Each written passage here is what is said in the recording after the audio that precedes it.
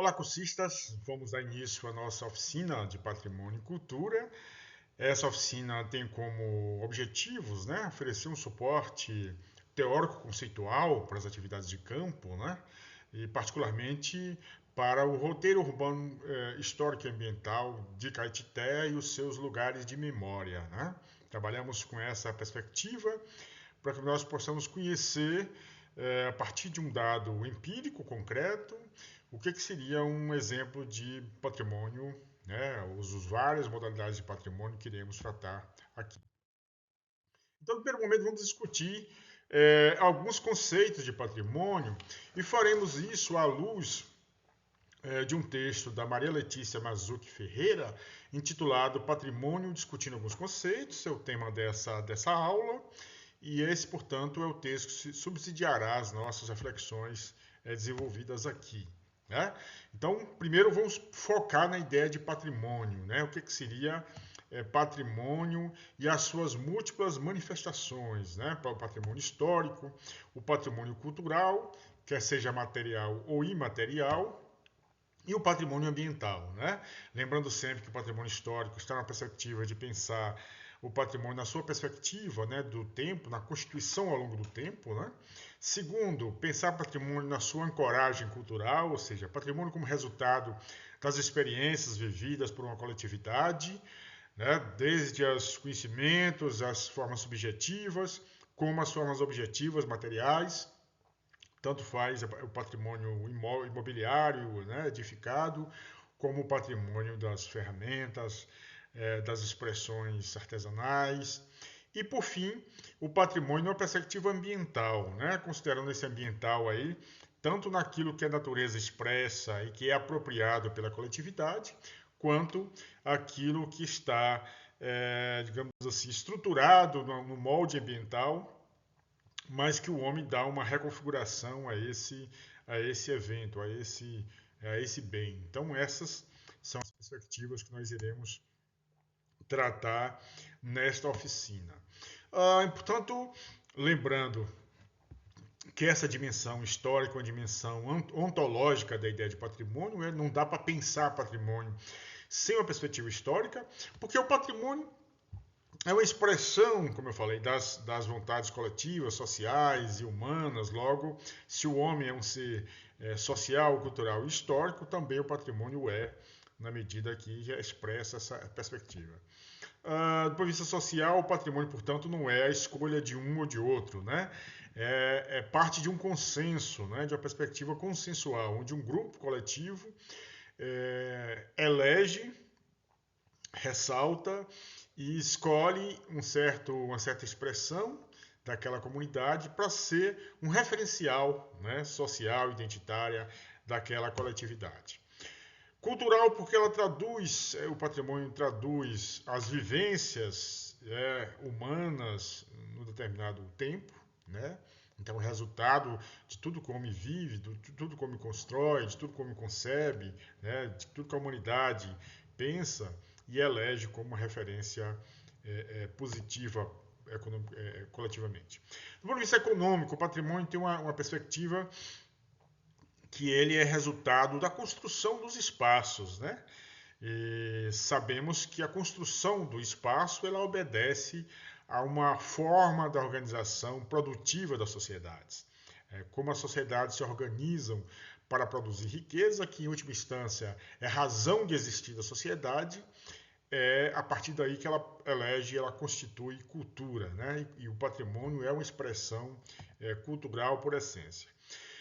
O patrimônio tem uma dimensão política, porque ela traduz também as várias hierarquias sociais e as relações de poder estabelecidas entre elas. Então, o patrimônio eleito pode ser um instrumento de luta, de libertação, mas também pode ser um instrumento de consolidação de uma memória de certas categorias dominantes. Então, há uma perspectiva política na ideia de patrimônio, porque ela traduz uma tensão social, um jogo de forças sociais, que entram em perspectiva conflitiva. Tem uma dimensão ética, porque, a exemplo do que eu falei anteriormente, se esse patrimônio não é utilizado a serviço de uma causa comum, né, na perspectiva de uma coletividade, na premissa da emancipação dos sujeitos sociais, ela pode ser um patrimônio que interesse apenas a certas categorias, a certos interesses. Logo, eleger certas categorias de patrimônio pressupõe reconhecer intenções, valores e interesses em última instância. Por fim, o patrimônio tem uma perspectiva estética. Já, sobretudo, que o que a gente contempla no patrimônio é o que a gente chama dos seus valores intrínsecos. Então, assim como a gente admira um certo patrimônio edificado, né, como mostra de um passado, por sua capacidade e a sua complexidade na elaboração, né, o seu cuidado, portanto, uma apresentação do belo, do grandioso, do majestoso, do refinado, do elemento único, né? Se esses são valores que integram uma dimensão patrimonial, obviamente estamos falando de dimensão estética. E, obviamente, essa estética, se ela não for bem alinhada com a ética, ela está fadada a reconhecermos apenas os patrimônios que expressem os valores e interesses das camadas dominantes, como eu falei anteriormente, né? Ela pode estar associada à ideia daquilo que é sofisticado para algumas categorias apenas, e não para o conjunto da sociedade. Portanto, essa estética precisa ser bem considerada aí. Ok, então, quando a gente fala em patrimônio, além da perspectiva jurídica desse termo, existe um outro elemento importante que é a ideia de uma permanência, né? A permanência de um passado, de uma coletividade.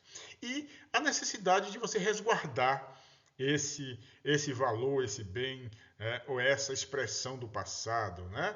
No sentido de zelar pela perspectiva identitária, né, daquele indivíduo e os riscos que traz o seu desaparecimento, né? Então, por exemplo, uma política global de patrimônio foi muito evidenciada em momentos críticos da história, da historiografia. Por exemplo, no caso da Europa, nós vamos ter, com a Revolução Francesa, a constituição de uma ideia de patrimônio, mas foi na Segunda Guerra Mundial, quando a Europa foi bombardeada e parte das cidades históricas foram, né, profundamente impactadas, que se teve uma perspectiva salvacionista do patrimônio, né, a perspectiva de resguardar esse patrimônio sob risco de perda.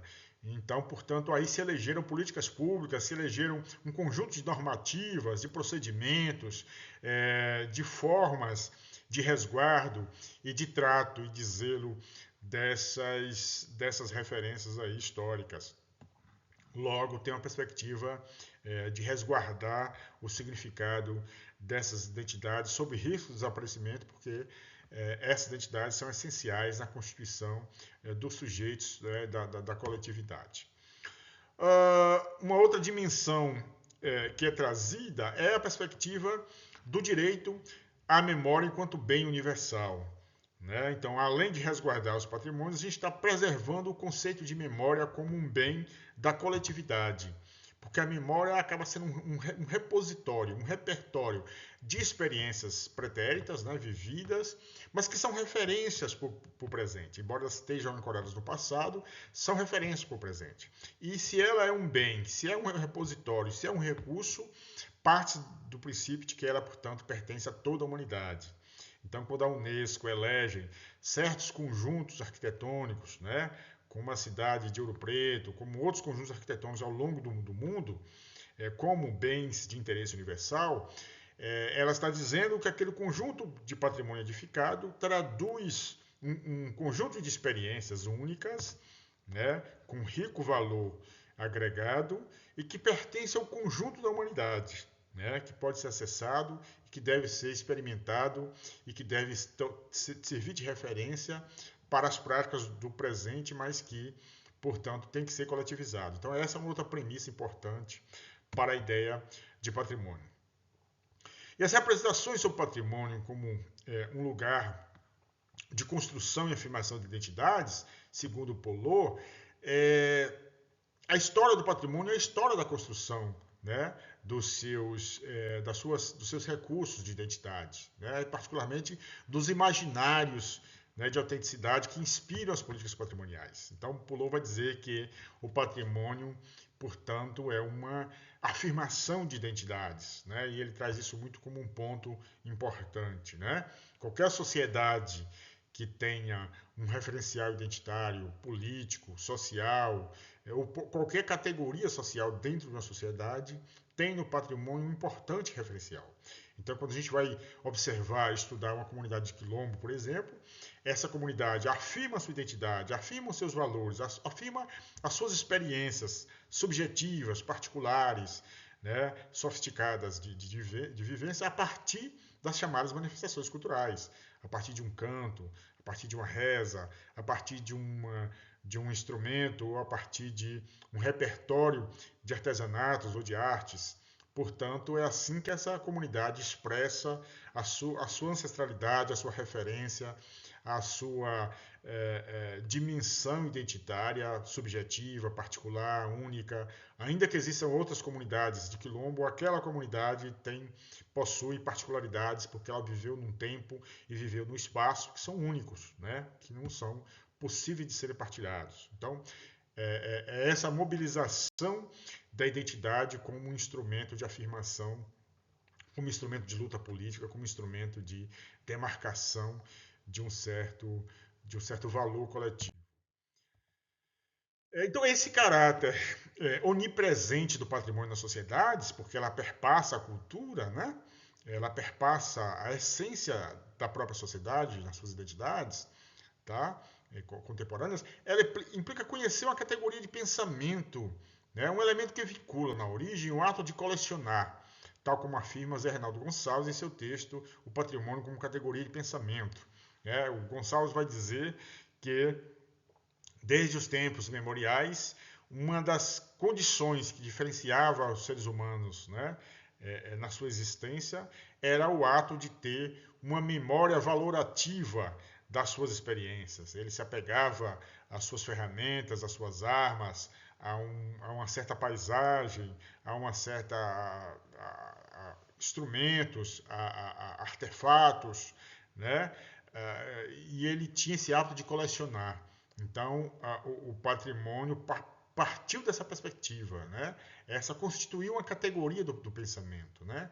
Patrimônio também tem essa perspectiva de que é um referencial muito ancestral da humanidade nesse ato de colecionar, nesse ato de guardar e de se apegar a certos instrumentos, a certas condições. Para que exista o patrimônio, portanto, é necessário que ele seja reconhecido e eleito, que ele seja conferido valor, o que se dá no âmbito das relações sociais e simbólicas, né, que são tecidas ao redor do patrimônio, dos eventos em si. Ou seja, o patrimônio ele é constituído socialmente. A cada geração as pessoas identificam e determinam o que é que tem valor, o que tem sentido para aquela coletividade, o que é que melhor traduz as experiências de um tempo pretérito, o que melhor representa um vínculo daquela sociedade com o seu lugar, né, com o seu território, ou o que traduz como expressão aquela comunidade na sua identidade. Por que aquela comunidade se diferencia de outra? Se é uma comunidade que é instituída numa região de serra, onde a presença da pedra, por exemplo, é um elemento constante, obviamente as construções de pedra, os marcos da economia ligados à mineração, por exemplo, passam a ter uma centralidade e passam, de alguma forma, a definir e a determinar e a constituir uma certa identidade daquela coletividade lá que vive em uma região de serra. Portanto, esse patrimônio ele é eleito coletivamente, ele é aceito coletivamente, há uma perspectiva consensual, ainda que também o patrimônio, enquanto expressão da memória, carregue em si contradições. Né? O que quer dizer isso? Nem sempre esse patrimônio eleito, vai se ter sobre ele uma referência, digamos assim, totalizante. Né? Nem sempre todos os indivíduos vão achar que esse patrimônio é o que melhor expressa a identidade daquela coletividade.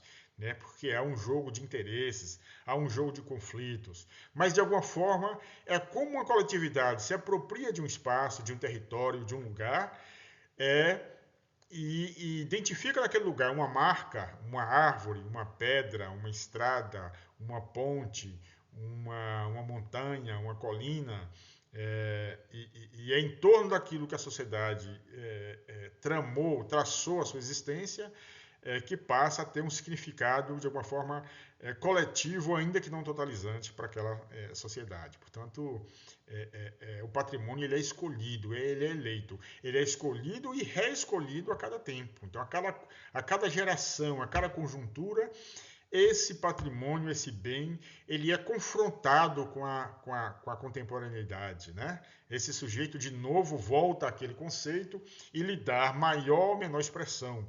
Então, o patrimônio tem um valor, ele não tem apenas um valor em si, ele tem uma dimensão relacional do valor. Apesar de ele carregar referências, né, muito objetivas de valor, como, por exemplo, uma edificação que é feita com um material raro, ou que contenha uma pintura feita por um elemento raro, ou feita por um artista que não existe mais, que é única, né? Então, o patrimônio tem uma dimensão valorativa, uma dimensão, digamos assim, objetiva do valor, que carrega, mas também tem uma dimensão relacional, porque ao longo dos tempos, esse mesmo patrimônio edificado terá maior ou menor importância para aquela coletividade. Logo, tem uma dimensão relacional, uma dimensão subjetiva da valoração desse patrimônio. E por fim, tem ele está imerso numa simbologia, né? O patrimônio se impõe como uma estrutura de resistência ao desencantamento do mundo ao como ele se afirma. Ou seja, o patrimônio é uma forma de enfrentar e de suplantar aquilo que é comum, aquilo que é de alguma forma cotidiano, aquilo que não é destacável, né?